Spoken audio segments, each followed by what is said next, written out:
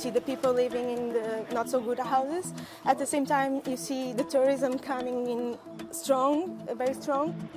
It's the issue Europe has wrestled with for years. How many tourists are too many? It's very unfair to say that all of the problems of the housing market are connected to Airbnb, short-term renting.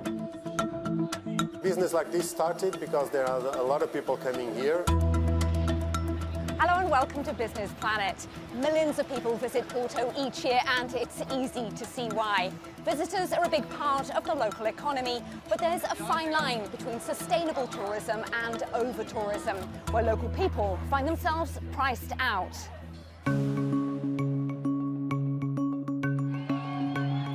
Tens of thousands of people protested in Portugal in April, furious at the housing crisis, triggered by foreign investment in property, low wages, a lack of affordable new homes, and exacerbated by holiday rentals, chipping away at the residential housing stock.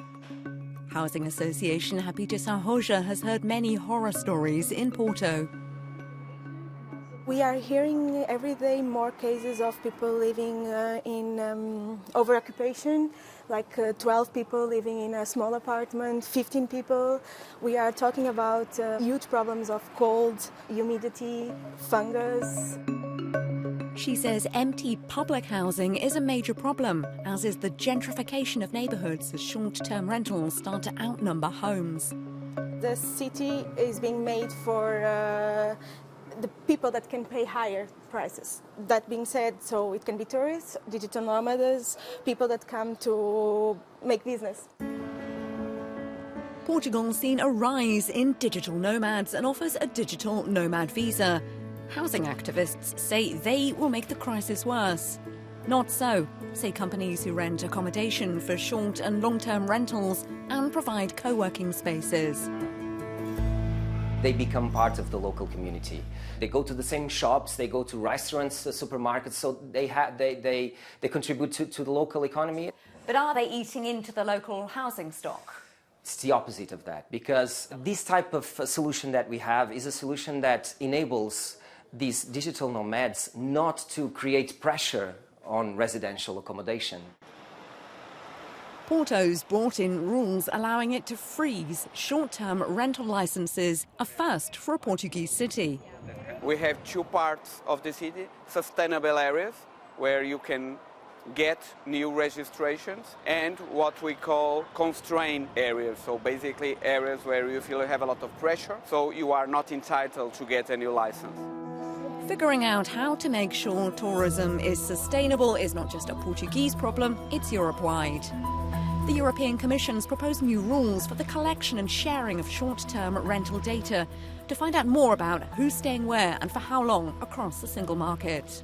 All hosts and properties will have to follow the same online registration procedures and will have a unique identification number, harmonising data and helping the fight against illegal short-term rentals.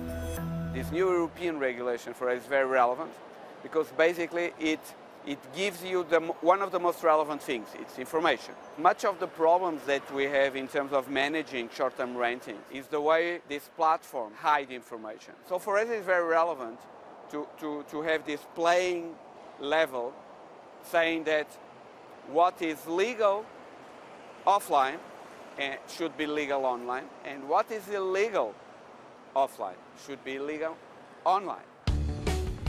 But tourism plays a big part in Porto's economy. That's not just money spent on accommodation, but money spent in local businesses, like this workshop where tourists are learning to cook a traditional Portuguese meal.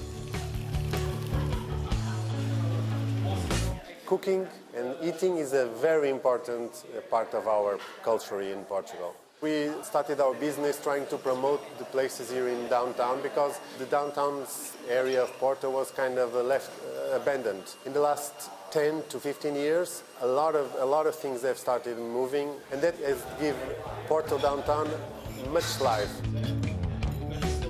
Brussels will be hoping its new short-term rental rules are part of the recipe for success for sustainable tourism in Porto and the rest of Europe. See you next time on Business Planet.